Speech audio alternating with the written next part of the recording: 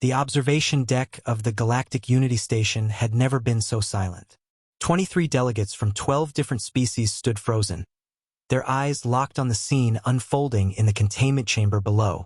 Through the reinforced glass, they watched as Rhea, the human representative, knelt beside the litter of Vrexy cubs, her movements slow and deliberate. The Vrexy were apex predators from the volcanic world of Tar.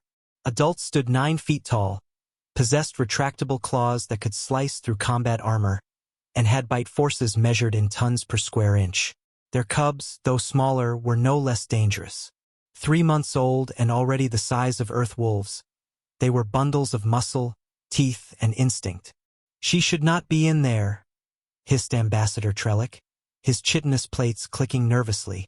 "The Vrexy young are not domesticated. They are weapons in training." Captain Vaughn, the station's security chief, a hulking Crothian with 4 arms and battle scars crossing his gray hide, nodded grimly. "The cubs have already injured 2 handlers this cycle. Both are in medical. One nearly lost an arm. But Rhea had insisted. The human delegation had been clear. If humanity was to join the Galactic Council, they needed to prove they could handle the realities of interspecies cooperation. That included dealing with the Vrexy, whose warrior culture demanded respect earned through strength, not diplomacy. In the chamber, Rhea extended her hand toward the smallest cub, a mottled gray youngster she had named Kira. He was the runt of the litter, pushed aside by his larger siblings during feeding times. His crimson eyes tracked her movement with predatory focus. "Easy, little one," Rhea murmured, her voice barely audible through the intercom. "I'm not here to hurt you." Kira's lips peeled back, revealing rows of needle-sharp teeth. A low growl rumbled from his chest, a sound that would have sent most species scrambling for the exit. In the observation deck, several delegates stepped backward instinctively. Rhea didn't move. She kept her hand extended, palm up, fingers relaxed. Patient. Waiting. "What is she doing?" squeaked Dr. Mara, the plenary medical officer, her 6 tentacles coiled anxiously around her spherical body. "That posture, it signals submission. The cub will attack." But Kira didn't attack. Not immediately. He crept forward 1 massive paw at a time, his movements cautious. His nostrils flared, sampling Rhea's scent. The chamber's environmental systems carried the smell to the observation deck sensors. Adrenaline, yes, but also something else. Something the automated translator labeled as contentment pheromones.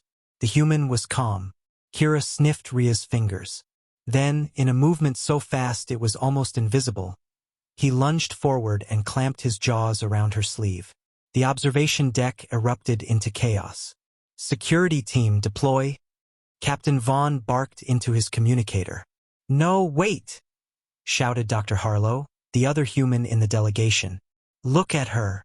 Everyone froze again, their attention snapping back to the chamber. Rhea hadn't screamed. She hadn't pulled away. Instead, she was tugging back. Not hard, not aggressively, but with steady, playful resistance. Her face broke into a wide smile, and she made a sound that the translator struggled to categorize. Something between a laugh and a gentle growl.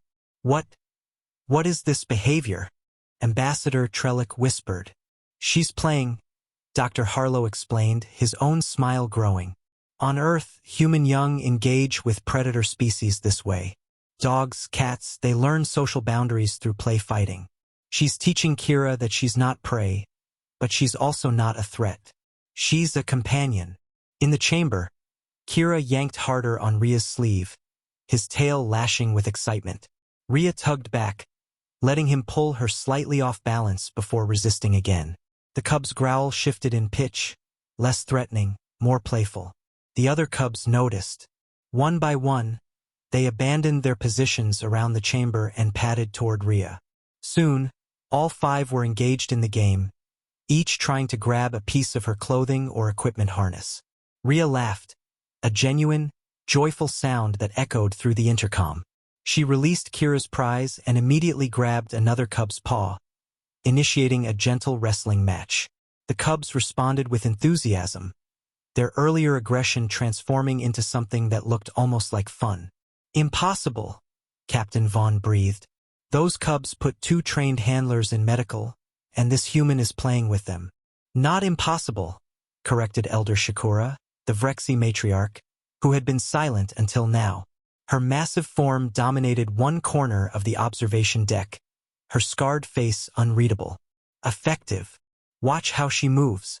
She never presents her throat, never exposes her vital organs, but she also never shows fear. She acknowledges their strength without submission. This is—" She paused, searching for the word. "This is the way of warriors building trust." Below, Rhea had shifted tactics. She retrieved a length of synthetic rope from her equipment belt and dragged it across the floor. Instantly, all 5 cubs gave chase, pouncing and tumbling over each other in their eagerness to catch the prey. Their playful growls filled the chamber, but there was no real violence in them, just the exuberant energy of young predators learning to hunt. "How long has she been studying Vrexy behavior?" Elder Shakura asked, her tone grudgingly respectful. "She hasn't," Dr. Harlow admitted. "Rhea is a xenobiologist, but her specialty is earth mammals. She's applying principles she learned while working with wolf pups and lion cubs in conservation programs." "You're saying she learned this technique from your world's predators?" Trellick's vocal sac inflated with surprise. "Earth has many apex predators. Humans evolved alongside them. We learned to coexist, to communicate, even to form partnerships. That's why we domesticated wolves into dogs. That's why we can handle creatures that would terrify most spacefaring species. It's in our nature." In the chamber, Kira had collapsed onto his back, exhausted from play. Rhea knelt beside him and gently scratched the softer fur on his belly, a gesture of trust that would normally result in severe injury. But Kira simply yawned, his massive jaws stretching wide, and closed his eyes. Within minutes, all 5 cubs were dozing around Rhea, their bodies relaxed and their breathing steady. She sat among them like the calm center of a storm of predatory potential, her smile never wavering. Elder Shakura made a sound that might have been a laugh, or perhaps a growl of approval. "The human has done in 1 hour what our handlers could not achieve in 3 months. She has earned the cub's trust." The matriarch turned to face the assembled delegates. "I withdraw my objection to humanity's council membership. Any species that can turn our warriors' children into playmates is either too foolish to fear or too dangerous to oppose." "I believe it is the latter." Captain Vaughn deactivated the emergency protocols. Dr. Mara uncurled her tentacles. Slowly, the tension in the observation deck dissipated, replaced by something like awe. Below, Rhea looked up at the observation window and gave a small wave. Kira, still drowsy, maintained his grip on her now tattered sleeve. Not in aggression, but in contentment. The message was clear. Humanity had arrived among the stars, and they had brought with them a gift that no other species possessed: the ability to see potential friends in even the most dangerous of creatures. The galaxy, whether it realized it yet or not, would never be the same.